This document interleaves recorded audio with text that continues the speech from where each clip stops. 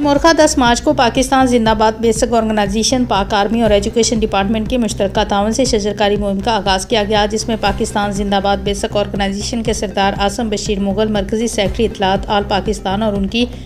Team, education wing के अहदेदारान, पाक army के जवान और महकमा तालीम, डिस्ट्रिक्ट जेलम के अफसरान, प्रिंसिपल, कैप्टन, सरवर शहीद और तुलबा ने मिलकर नए पौधे लगाए। आज 10 मार्च के बानी पाकिस्तान जिंदाबाद basic organization Mir Nadir Ali Abro, deputy director anti corruption SSP intelligence Sindh के मरहूम वालिद मोहतरम कामरेड मोहम्मद ताज अली अबड़ो रिटायर्ड जज, अदीब, शायर और बेबाक सहाफ़ी थे, जिन्होंने सिंध की आवाम के लिए बहुत काम की और इंसानियत की खिदमत की। उनकी 39वीं बरसी पर आने के साल सवाब के लिए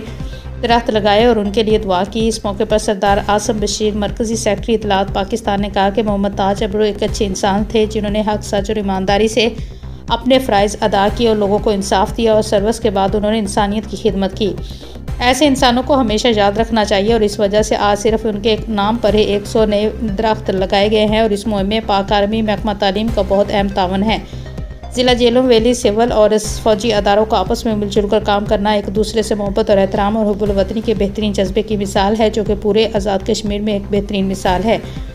जेलम वैली के महकमा तालीम ने हमेशा हर जगह पर पाक आर्मी के शाना बशाना काम किया और पाक आर्मी ने महकमा तालीम के साथ भी तावन और हौसला अफजाई की। अल्लाह पाक हम सबको एक कौम और आपस में भाईचारे और मुल्क कौम की खिदमत और इसकी हिफाजत करने की तौफीक अता फरमाए।